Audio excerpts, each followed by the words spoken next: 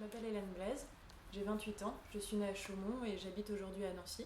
J'ai étudié pendant 5 ans aux Beaux-Arts de Nancy après mon lycée et aujourd'hui j'y réside et je partage un atelier avec d'autres artistes, un atelier collectif qui s'appelle Ergastule. Ma pratique artistique, elle est principalement constituée de dessin, elle est vraiment née du dessin.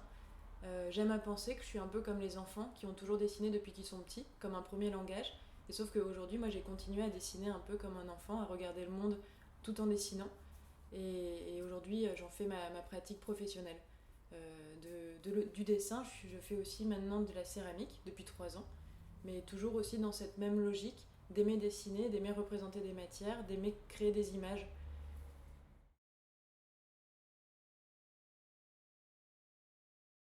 Le projet de l'Arbus, il s'appelle Sortir du cadre. En fait, l'idée, c'était vraiment, avec le prétexte de ce bus itinérant, c'était de partir loin de l'espace d'exposition traditionnel, qui peut être un musée ou une galerie, une association.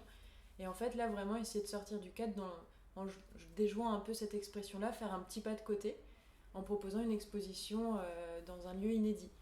Mais donc, on a reconstruit un mur, et sur lequel on est venu poser quelques-uns de mes dessins. Il y a différentes manières de dessiner, il y a des dessins encadrés. Ces dessins-là font partie de ma collection. J'ai une pratique qui se veut quotidienne, donc j'ai toute une collection de dessins que je fais depuis très longtemps. Et on en a choisi certains pour créer des dialogues entre chacun et pour essayer de montrer un monde un peu fantastique, qui est mon univers graphique, mon univers un peu fantastique. Et on a essayé de mettre en place, enfin j'ai essayé de mettre en place comme un écosystème un peu fantastique, où il n'y a plus aucune hiérarchie entre l'homme, la nature et les animaux.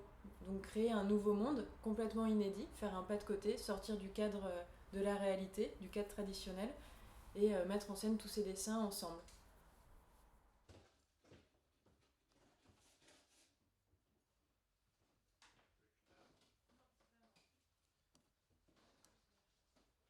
Chacun des dessins est souvent pensé comme un assemblage de deux éléments très distincts, un peu comme deux mots dans une poésie qui créerait une nouvelle réalité.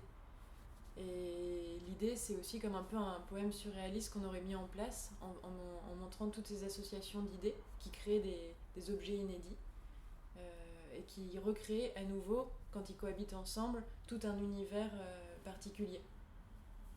Le principe de sortir du cadre, c'était aussi d'aller un petit peu plus loin que la feuille de papier et de déborder sur le mur, de faire sortir les dessins du mur comme s'ils étaient vivants et organiques et qui venaient un peu envahir l'espace d'exposition, comme on voit là, par exemple pour les tentacules.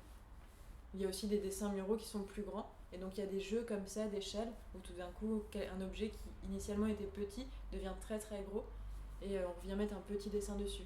Les grands dessins sont faits directement sur le mur à l'acrylique noir.